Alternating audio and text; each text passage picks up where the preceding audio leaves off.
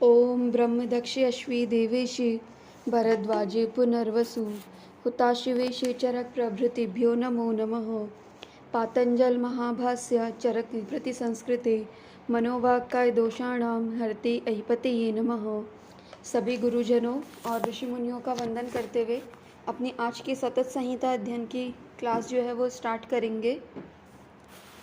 कल की क्लास में हमने शारीर स्थान के दूसरे अध्याय अतुल्य गोत्रीय अध्याय की विषय सूची देखी थी। ये देखा था कि उस अध्याय में किन किन चीज़ों का वर्णन किया गया है, किन किन विषयों के बारे में बताया गया है। आज हम शारीर स्थान के ही तीसरे अध्याय जिसका नाम है खुंडिका गर्भाव क्रांति, इस अध्याय में किन किन विषयों का वर्णन किया गया है उसके बारे में देखेंगे। तो सबसे पहले बात करते हैं इस चैप्टर के नाम की, खुंडिका गर्भाव क्रांति।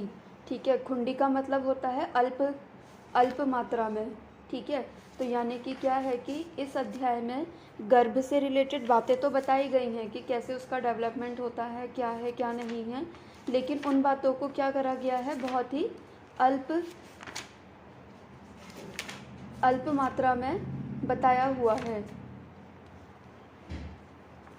ठीक है, इसमें हमें उन्होंने, जैसे कि हमने सेकेंड अध्याय पढ़ा हुआ था इसका अतुल्य गोत्रीय अध्याय, तो उसमें उन्होंने हमें ये बताया था कि जो गर्भ होता है उसका कारण जो होता है वो शुक्र और शोणित होते हैं। यानी कि कोई भी फीटस डेवलप हो रहा है तो उसके पीछे जो कॉमन कॉज होता है वो होता है हमारा स्पर्म और ओवम। ठीक है, लेकिन सिर्फ ऐसा तो है नहीं कि सिर्फ स्पर्म और ओवम के मिलने से ही बेबी हो रहा है या फिर फीटस हो रहा है। ठीक है, उसके बाद भी कई सारी चीज़ें होती हैं, जैसे कि वायु क्या करती है, आपने पढ़ा भी होगा कि क्या होता है, शुक्र और शोणित का संयोग होता है, फिर वायु उसका विभाजन करती है, कौन कौन से दोष किस तरीके से पंच महाभूत उस पर वर्क करते हैं, कैसे उसमें आत्मा का अवतरण होता है। इन सभी चीज़ों का वर्णन जो मिला है वो मिला है हमें खुंडिका गर्भाव क्रांति अध्याय में।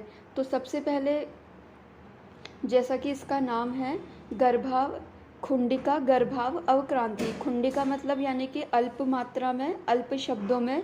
ठीक है, यानी कि संक्षेप में। और गर्भाव क्रांति मतलब गर्भ का अवतरण, यानी कि गर्भ किस तरीके से अवतरित होता है यानी कि किस तरीके से शुक्र और शोणित का संयोग हुआ, फिर उनके संयोग से धीरे धीरे डेवलपमेंट होते होते कैसे 9 मंथ के बाद हमें पूरी एक ह्यूमन बॉडी ही कहेंगे उसे, फीटस या फिर इन्फेंट जो हम होता है वो किस तरीके से अंग प्रत्यंगों से युक्त होकर के मिलता है, उसके अंग का डेवलपमेंट कैसे होता है, इन सब चीज़ों का ही वर्णन हमें इस अध्याय में देखने को मिलेगा। ठीक है, तो सबसे पहले इस अध्याय में उन्होंने क्या कहा है, गर्भस्य अभिवृद्धे सुख प्रसवस्य च कारणम।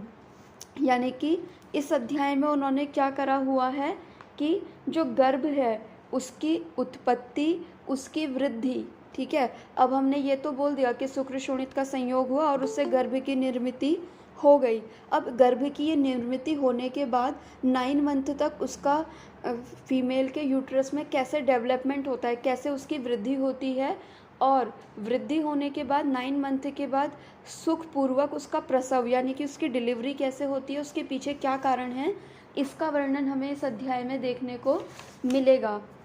ठीक है, फिर क्या हुआ था कि जो पुनर्वसु आत्रेय थे उन्होंने क्या करा कि ये बोला कि ये जो गर्भ होता है ये मात्रज, पित्रज, आत्मज, सातम्यज, रसज और सत्वज, इनके नित्य संबंध से उत्पन्न होता है। यानी कि उन्होंने क्या कहा कि हम सिर्फ ये नहीं कह सकते कि किसी गर्भ के डेवलपमेंट में या फिर किसी गर्भ की उत्पत्ति में सिर्फ माता का रोल है या फिर सिर्फ पिता का रोल है। उन्होंने क्या बोला कि माता, पिता, आत्मज भाव, सात्मज भाव, इस तरीके से उन्होंने कुछ भाव बताए और बोला कि इन सब भावों का जो कॉम्बिनेशन होता है उसी से ही क्या होती है कि गर्भ की उत्पत्ति होती है।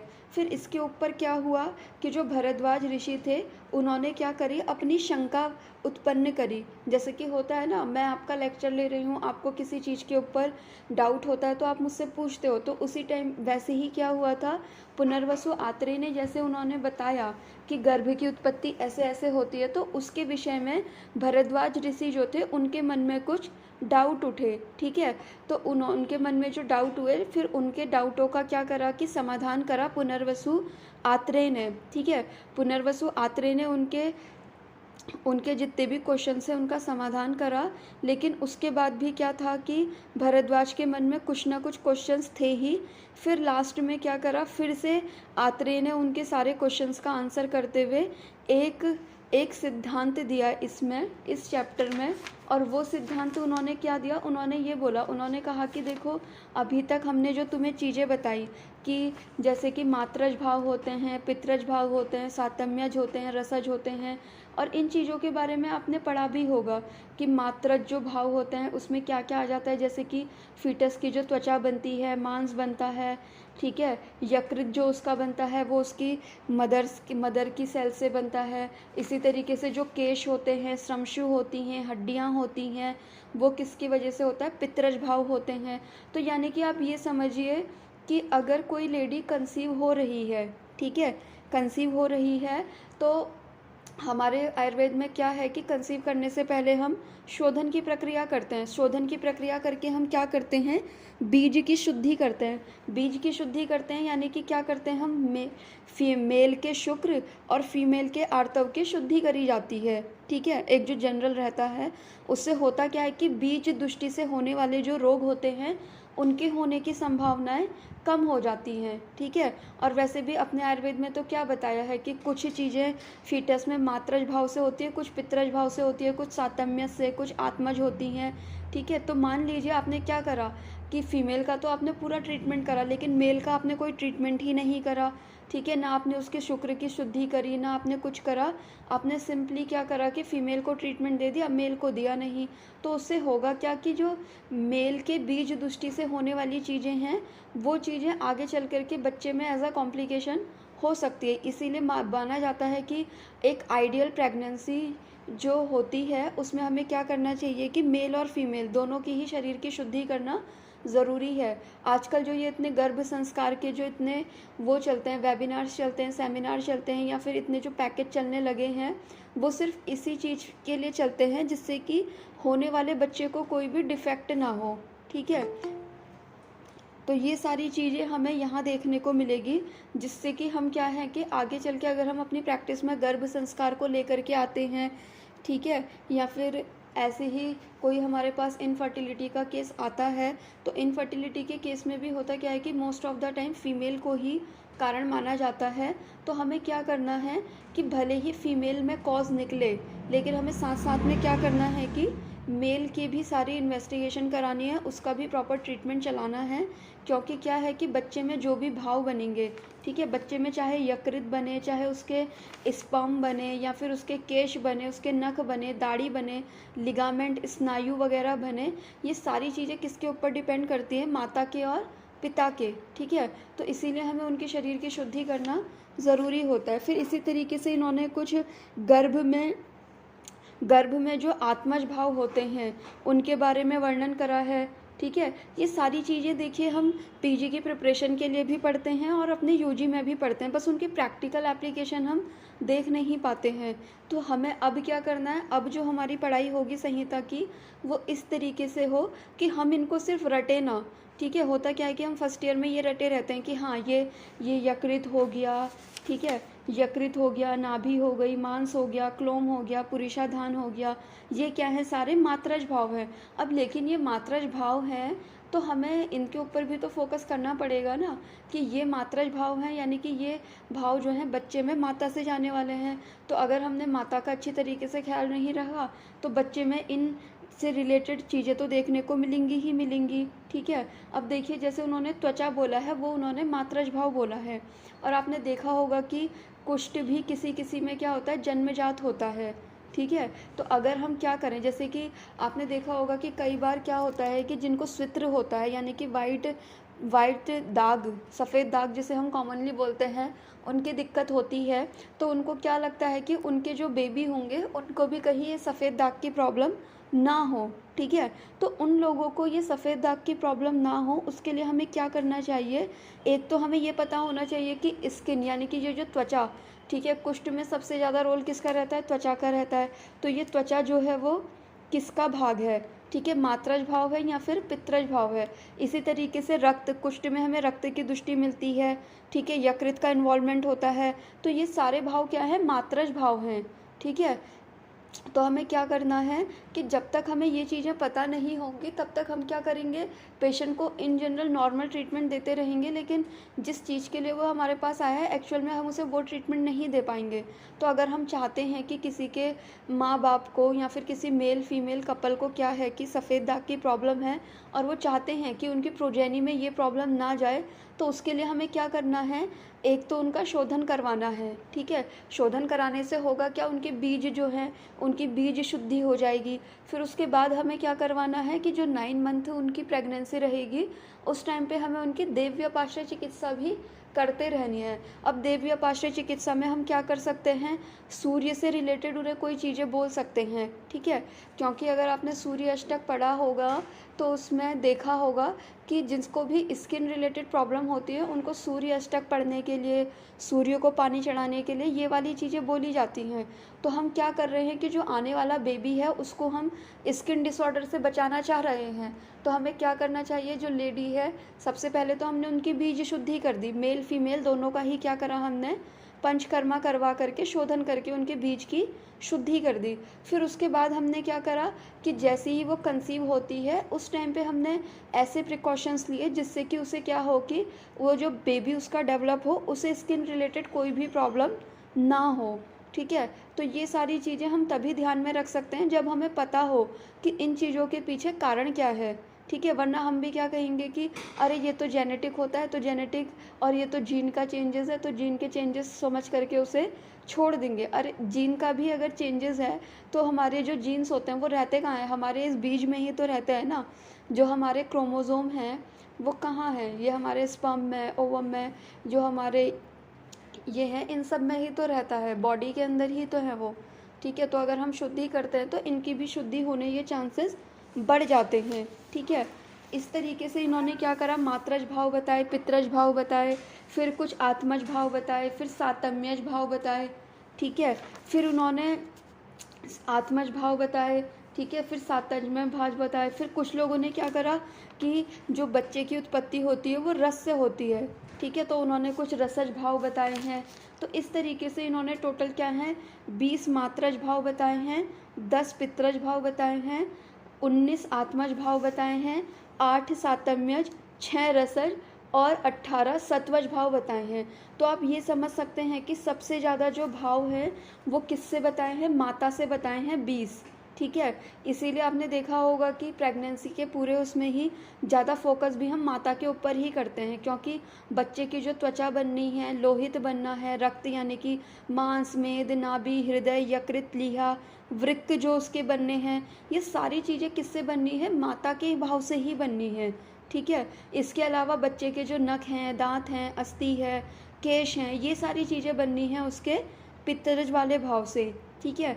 फिर आता है आत्मज भाव। आत्मज भाव से क्या है, उसका वर्ण हो गया, इच्छा द्वेष हो गया, इन अहंकार हो गया। इसीलिए आपने देखा होगा कि जो प्रेग्नेंट लेडी होती है उसे उन 9 मंथ में बोला जाता है ना कि वो जितना हो सके स्पिरिचुअलिटी वाली चीज़ें पढ़ें। वो देखा भी जाता है कि जो जो चीज़ें वो देखती है, सुनती हैं, उसी चीज़ का इफ़ेक्ट बच्चे में भी देखने को मिलता है, ठीक है। आपने प्रैक्टिकली अपने आसपास पता नहीं ऑब्ज़र्व करा है कि नहीं करा है, लेकिन मैंने अपने घर पे ज़रूर ऑब्ज़र्व करा था कि जो मेरा भतीजा है उसके टाइम पे जो मेरी भाभी थी उन्होंने जय हनुमान बहुत देखा था, ठीक है। हनुमान वाला जो सीरियल आता था वो उन्होंने बहुत देखा था और उसकी हरकतें सारी ऐसी ही हैं। उसके सामने एक हनुमान जी का भजन लगा दो तो वो बहुत ध्यान लगा करके उस चीज़ को सुनता है, ठीक है। और दूसरी चीज़ अगर हम लगाते हैं तो उसके ऊपर उसका उतना फोकस नहीं होता है जितना वो हनुमान के भजन सुनता है, ठीक है। तो ये सारी चीज़ें क्या होती हैं कि ये सारी चीज़ों का इफ़ेक्ट बहुत अच्छा देखने को मिलता है। आप देखेंगे भी कैसा होता है कि बच्चा जो होता है कि पैदा होने के बाद अपने पापा के फेस का, अपनी मम्मी के जैसा, अपनी बुआ के जैसा, अपने चाचा के जैसा, ऐसा वो क्यों हो जाता है, ठीक है। तो वो सारी चीज़ें आती हैं हमारे गर्भ संस्कार में, ठीक है। तो जब तक हमें ये नहीं पता होगा मातृज भाव क्या है, पितृज क्या है, आत्मज क्या है, तो हम एक अच्छा गर्भ संस्कार हम नहीं करवा सकते हैं, ठीक है। तो ये तो क्या हुए कि ये तो सारी चीज़ें उन्होंने बोली, ठीक है। फिर उसके बाद क्या हुआ कि इन सारी चीज़ों के डाउट उन्होंने क्लियर भी करे पुनर्वसु आत्रेय ने।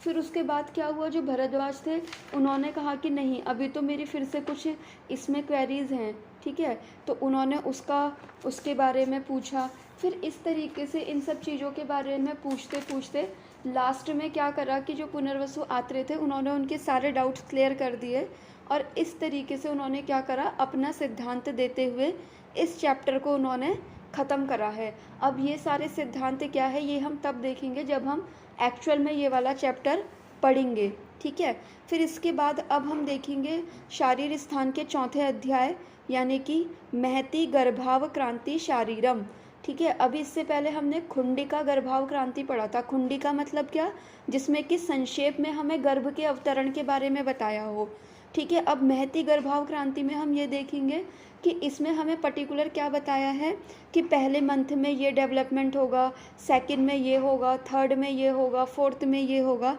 तो इन्होंने क्या करा कि जो गर्भाव क्रांति यानी कि गर्भ का किस किस तरीके से अवतरण होता है उसको इन्होंने बहुत एलोबरेट करके बताया है हमें महती गर्भाव क्रांति शारीरम में, ठीक है। यानी कि विस्तार से इन्होंने इसको बताया हुआ है। तो सबसे पहले जब हम इस चैप्टर की स्टार्टिंग होती है तो उसमें क्या है कि उसमें उन्होंने कुछ क्वेश्चंस पूछे हैं, ठीक है। इसमें टोटल हमें 8 चीज़ों के बारे में जानने को मिलेगा। सबसे पहले तो ये है कि गर्भ की उत्पत्ति कैसे होती है, ठीक है। जिस समय या जिस अवस्था में गर्भ का नाम पड़ता है, मतलब कि कौन सी ऐसी स्टेज है कि कब हम उसे गर्भ कहेंगे। आपने देखा होगा कि जब हम एलोपैथ की बुक्स भी पढ़ते हैं तो उसमें भी पर्टिकुलर एक टर्म आता है ना, एक टाइम तक हम उसे एम्ब्रियो कहते हैं, फिर हम उसे फीटस कहते हैं, फिर हम उसे कुछ टाइम के बाद इन्फेंट कहते हैं, फिर हम उसे टॉडलर कहते हैं। इस तरीके से क्या होते हैं कि अलग अलग नेम होते हैं। तो ये वाली चीज़ भी उन्होंने बताई है कि कब हम उसे गर्भ बोलेंगे, कब हम उसे कलल बोलेंगे, ठीक है। फिर हम ये देखेंगे कि किस तरीके से गर्भाशय में उसका मासानुमासिक कैसे उसकी वृद्धि होती है, ठीक है, कैसे उसका जन्म होता है, ठीक है, कैसे क्या ऐसे कारण होते हैं कि गर्भ उत्पन्न होते हुए ही तुरंत मर जाता है, ठीक है। संपूर्ण रूप से नष्ट ना होते हुए भी उसका कोई एक बॉडी पार्ट में डिफॉर्मिटी आ जाती है। जैसा आपने देखा भी होगा कई बार होता क्या है कि बच्चा पूरा हेल्दी रहता है लेकिन बॉडी के किसी एक पार्ट में कोई डिफॉर्मिटी आ जाती है। तो इन सब चीज़ों के पीछे क्या कारण है, इन्हीं सब क्वेश्चंस के साथ इन्होंने क्या करा है कि महती गर्भाव क्रांति की शुरुआत करी है, और फिर इन्हीं क्वेश्चंस का आंसर इन्होंने इस चैप्टर में हमें दिया हुआ है। तो सबसे पहले इन्होंने क्या कहा है, शुक्र शोणित जीव संयोगस्य गर्भ संज्ञत्वम, यानी कि इन्होंने क्या कहा कि जब शुक्र और शोणित का संयोग होता है और जब उसमें जीव का संयोग होता है, यानी कि जब उसमें प्राण आ जाते हैं तब हम उसे गर्भ की संज्ञा देंगे, ठीक है। ऐसा नहीं है कि आज किसी कपल ने आज क्या करा कि रिलेशन बनाया, फिजिकल रिलेशन बनाया और 1-2 दिन के बाद उनका कंसीव भी हो गया तो हम उसे तुरंत ही गर्भ की संज्ञा दे देंगे, ठीक है। हम उसे गर्भ की संज्ञा तब देंगे जब उसमें क्या हो जाएगा, जीव का संयोग हो जाएगा। जीव का संयोग हो जाएगा यानी कि उसमें प्राण उसमें आ जाएंगे। ऐसा थोड़ा है कि सिर्फ एग और ओवम ऐसे मिले और हमने उसे बोल दिया। आपने देखा होगा कि स्टार्टिंग में तो हम उसे जाइगोट बोलते हैं ना, फिर हम उसे एम्ब्रियो बोलते हैं, ब्लास्टोसिस्ट, ऐसे करके कई सारी स्टेजेस आती हैं उसमें भी। तो वही वाली चीज़ है। फिर इन्होंने क्या बताया है, गर्भस्य पंचभूत विकार चेतना अधिष्ठान भूतत्व साधनम, यानी कि क्या बताया है इन्होंने कि जो गर्भ हुआ है उसमें पंच महाभूत, ठीक है, उसका क्या क्या रोल होता है, ठीक है। आपने शायद फर्स्ट ईयर में ये चीज़ें पढ़ी भी होगी, ठीक है। उसमें उन्होंने बताया हुआ है कि वायु क्या करती है, उसका विभाजन करती है, आप उसका क्लेदन करने का काम करता है, ठीक है। इस तरीके से एक पूरी बड़ी सी कोटेशन उसमें आती है और इस तरीके से वो बताते हैं कि गर्भ का फिर निर्माण होता है। फिर है कि कुक्षौ गर्भ उत्पत्ति प्रकार, फिर यानी कि जो कुक्षी है उसमें जो गर्भ उत्पन्न हो रहा है उसकी उत्पत्ति का क्रम क्या है, ठीक है, कैसे कैसे फर्स्ट मंथ में हम उसे क्या कहेंगे, वो वाली चीज़ें। जैसे कि आपने ये वाला कोटेशन पढ़ी भी होगी कि प्रथमे मासे कललम जायते, यानी कि प्रथम मास में जो वो गर्भ होता है शुक्र शोणित के संयोग से जो वो फॉर्म हुआ है उसको हम क्या कहते हैं, कलल कहते हैं, ठीक है। और वो किस रूप में रहता है उसका वर्णन किया गया है। फिर द्वितीय मास में गर्भ की क्या स्वरूप रहेगा, तीसरे मंथ में क्या रहेगा, ठीक है, पंच महाभूतों का उस पर क्या प्रभाव रहेगा, लोक और पुरुष की तुलना किस तरीके से करिए उसके बारे में बताया है, ठीक है। उन्होंने ये बताया है कि जितनी चीज़ें इस संसार में हैं उतनी ही चीज़ें इस शरीर में भी हैं, ठीक है। लोक पुरुष साम्य के बारे में यहाँ पे उन्होंने संक्षेप में बताया है। फिर उन्होंने ये बताया है कि गर्भ में इंद्रियां हो गई, अंग हो गए, छोटे छोटे अंग अवयव हो गए, वो कैसे कैसे डेवलप होते हैं, ठीक है। आपने देखा भी होगा, हम बोलते हैं ना कि चौथे महीने में या फिर तीसरे महीने में क्या होता है कि हृदय की उत्पत्ति होती है, ठीक है। फिर उसमें उन्होंने क्या बोला है, कुछ उन्होंने ऐसे अंगों के बारे में बताया है जो कि क्या होता है कि जन्म लेने के बाद होते हैं, ठीक है। अब देखिए जो जन्म से पहले जिन जिन चीज़ों की उत्पत्ति हो जाती हैं वो तो अलग हो गए। फिर उसके बाद आता है जन्म के बाद कौन कौन से अंगों की उत्पत्ति होती है, जैसे दांत हो गए। आपने देखा है कोई ऐसा बच्चा कि जो दांतों के साथ ही पैदा होता हो, तो दांत क्या होते हैं, दांत ऐसा अंग अवयव है जो कि क्या होता है कि जन्म के बाद होता है, ठीक है। तो इस तरीके से इन्होंने कुछ कुछ हमें अंग अवयव बताए हैं कि वो कब उत्पन्न होते हैं, ठीक है। फिर स्त्री पुरुष की विशेषता बताने वाले कुछ भाव बताए हैं। फिर इन्होंने ये बताया है कि तीसरे मंथ में दो हृदय की उत्पत्ति होती है। दो हृदय की उत्पत्ति होती है यानी कि एक हृदय तो हो गया उस लेडी का जिसने कि गर्भ धारण करा हुआ है, और एक हृदय हो गया बच्चे का, ठीक है। इसीलिए बोला जाता है कि जो दो हृदय कि तीसरे मंथ में जो लेडी होती है उसमें क्या होती है, दो हृदनी कही जाती है। और उस टाइम पे वो क्या करती है, बच्चे की जो फीलिंग्स होती हैं उसको भी वो क्या करती है, एक्सप्रेस करती है। इसीलिए बोला जाता है कि उस टाइम पे लेडी जो भी मांगे उसको हमें क्या करना है कि थोड़े बहुत अमाउंट में उसे देना ही है, भले ही वो ऐसी चीज़ों की डिमांड करती हो जो कि क्या करेगी, उसके फीटस को नुकसान देने वाली हो, गर्भ को नष्ट करने वाली हो, गर्भ का उपघात करने वाली हो। लेकिन फिर भी हमें क्या करना है, थोड़े बहुत अमाउंट में, जिससे कि क्या है कि उस दो हृदय जो स्त्री है उसकी जो इच्छा है उसको हम मना ना करें, ठीक है। भले ही हम थोड़े बहुत अमाउंट में दें लेकिन उसे वो चीज़ें दे दें, ठीक है। फिर उसमें उन्होंने क्या बताया है कि अगर हमने दो हृदय जो स्त्री है उसकी इच्छाएं अगर पूरी नहीं करी तो उसके क्या क्या दोष हो सकते हैं, ठीक है। फिर उन्होंने क्या बताया है कि गर्भ उपघात कर कुछ भावों के बारे में बताया है, ठीक है। मतलब देखिए उन्होंने हमें कुछ ऐसी चीज़ें बताई हैं कि जो हमें क्या करनी है, अपनी जो हमारी पेशेंट है जो कि कंसीव हुई है या तो जिसकी अभी प्रेगनेंसी चल रही है उसे हमें उसके लिए गाइड करना है, ठीक है। जैसे आपने देखा होगा कि एलोपैथ में भी क्या गाइड करते हैं कि अब आप कंसीव कर लिए हो तो ज़्यादा भारी सामान मत उठाइएगा, कोई भी ऐसे काम मत कीजिएगा जिससे कि लोअर एब्डोमेन में प्रेशर पड़े और मिसकैरेज होने के चांसेस बने। तो उसी तरीके से हमारे आयुर्वेद शास्त्र में भी उन्होंने क्या बताए हैं, कुछ ऐसे गर्भ उपघात कर भाव बताए हैं, यानी कि ऐसे भावों के बारे में बताया है जो कि क्या करते हैं कि गर्भ को नष्ट करने का काम करते हैं, ठीक है। जिसमें एक मेन जो आता है वो आता है यान की सवारी करना, यानी कि बहुत ज़्यादा ट्रैवलिंग करना, ठीक है। और ये चीज़ें मैंने देखी भी हैं कि जो लेडी बहुत ज़्यादा ट्रैवल करती है उसके गर्भ का उपघात हो जाता है, यानी कि गर्भ जो है उसका नष्ट हो जाता है, ठीक है। फिर इन्होंने क्या बताया है, गर्भिणियाँ तीव्र प्रार्थनायाम अहितम अभिहित उपसंहितम दद्यात्, यानी कि इन्होंने क्या कहा कि क्योंकि जो गर्भिणी है वो क्या है कि दोहरिद वाली है इस टाइम पे, और वो हो सकता है कि वो कोई ऐसी इच्छा आपको बोल दे कि जो कि उसके गर्भ को नष्ट करने वाले हों या फिर उसे नुकसान देने वाले हों। तो हमें क्या करना है, ऐसी कोई अहितकर चीज़ अगर वो मांग रही है तो उसको भी हमें क्या करना है, हितकर चीज़ों के साथ मिक्सिंग करके उसे दे देनी है, बहुत ही कम अमाउंट में। ठीक है। फिर उन्होंने क्या बोला है, प्रार्थना संधारणे दोषा। प्रार्थना संधारणे दोषा मतलब क्या, कि अगर किसी लेडी को क्या हुआ कि ड्यूरिंग प्रेगनेंसी उसे कोई इच्छा हुई और उसने क्या करा कि अपनी उस इच्छा को सप्रेस कर दिया या फिर अपने फैमिली वालों को बताया नहीं, तो उससे भी क्या होता है कि उसके भी कुछ दोष होते हैं।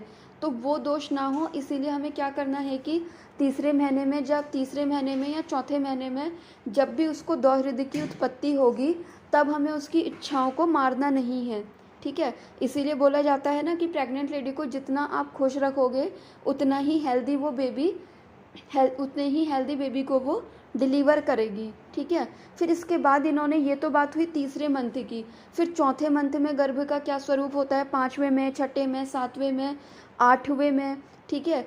8वें में उन्होंने क्या चीज़ बताई है कि मातृगर्भयो परस्परम ओजो ग्रहणम, यानी कि अष्टम मास में क्या होता है कि जो ओज होता है वो क्या होता है, कभी माता में तो कभी बच्चे में, ऐसे इधर उधर क्या करता है, ट्रैवल करते रहता है। इसीलिए आपने देखा होगा कि अष्टम मास में जन्मे हुए जो बच्चे होते हैं या फिर अष्टम मास में ही ज़्यादातर होता है कि मिसकैरेज हो जाए या फिर एबॉर्शन हो जाए किसी वजह से। तो अष्टम मास में उन्होंने क्या कहा है कि कभी जो ओज होता है कभी वो माता में तो कभी बच्चे में, ऐसे ट्रेवल करते रहता है। इसीलिए हमें क्या करना चाहिए कि इस टाइम पे खास ध्यान रखना चाहिए गर्भिणी का। और इसी टाइम पे आपने देखा होगा कि बलि वगैरह देने का भी रेफरेंस यहाँ पे आता है। फिर अष्टम मास के बाद उन्होंने क्या बताया, प्रसव का काल बताया। तो यानी कि चरक ने प्रसव का काल क्या बताया है, अष्टम मास के बाद, यानी कि 9वें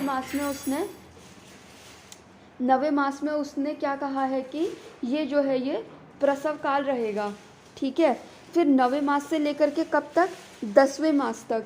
फिर इसके बाद उन्होंने ये बताया कि कुक्षौ गर्भस्य वृद्धि हेतु, यानी कि हमारी जो कुक्षी है, फीमेल लेडी जो कि प्रेग्नेंट है उसकी जो कुक्षी है उसमें गर्भ की वृद्धि के पीछे क्या क्या कारण हो सकते हैं। आपने देखा होगा कि कभी कभी प्रैक्टिस में होता क्या है कि कोई प्रेग्नेंट लेडी है और वो आ रहे हैं और वो क्या कहते हैं कि डॉक्टर साहब ऐसा लग रहा है जैसे कि बच्चा अंदर ग्रो नहीं कर रहा है या मूवमेंट नहीं कर रहा है।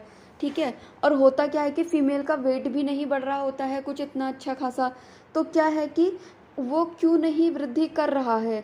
ठीक है। उसके वृद्धि करने में क्या क्या हेतु हैं वो हमें देखने होंगे। अगर हमें ये पता चल जाएगा कि वृद्धि में क्या क्या हेतु होते हैं, तो जब पेशेंट क्या है कि ऐसा केस लेकर के आएगी कि मेरा बच्चा जो है वो ग्रो नहीं कर रहा है, या फिर अल्ट्रासाउंड से आपको देख करके पता लगेगा कि बच्चा जो है प्रॉपरली ग्रो नहीं कर रहा है अपने मंथ के अकॉर्डिंग, तो आप उसके क्या कर सकते हैं, उसके वृद्धि के जो हेतु हैं उनको देखते हुए पेशेंट को गाइड कर सकते हैं। ठीक है। गर्भस्य अजन्मनी हेतु, गर्भ की व्यापत्ति के हेतु,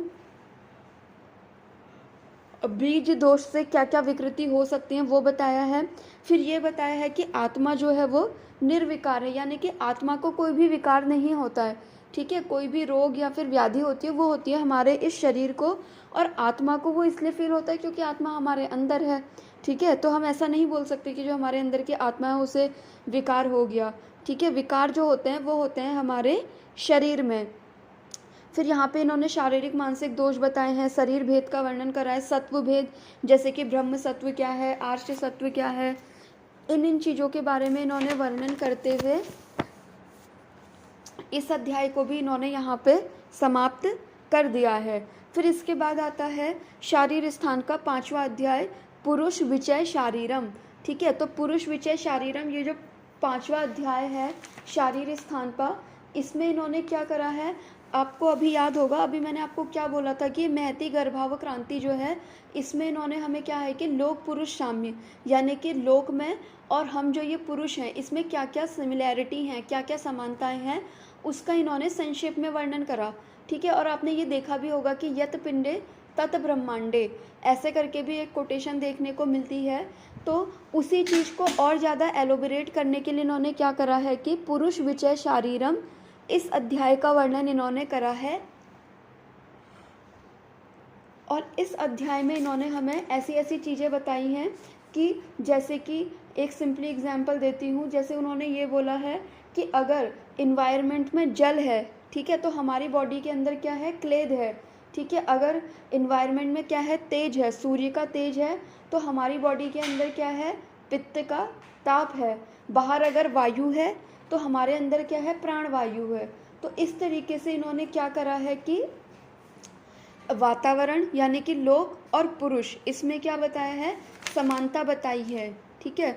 इस समानता को बताते हुए इन्होंने क्या करा है कि प्रवृत्ति और निवृत्ति का क्या कारण है, फिर मोक्ष के क्या उपाय हैं ये बताया है, शुद्ध सत्व वाले व्यक्ति के क्या लक्षण होंगे, शुद्ध बुद्धि वाले व्यक्ति के क्या लक्षण होंगे, मुक्ति के क्या क्या लक्षण हैं, मुक्ति के क्या पर्याय हैं, ठीक है। तो आप ये सोच सकते हैं कि आपको अपनी संहिताएं पढ़ने से कितने हायर लेवल की चीज़ मिलेगी, ठीक है। इसमें मुक्ति हो गया, मोक्ष हो गया, कई सारी चीज़ों का डिस्क्रिप्शन आपको इसमें देखने को मिल जाएगा, ठीक है।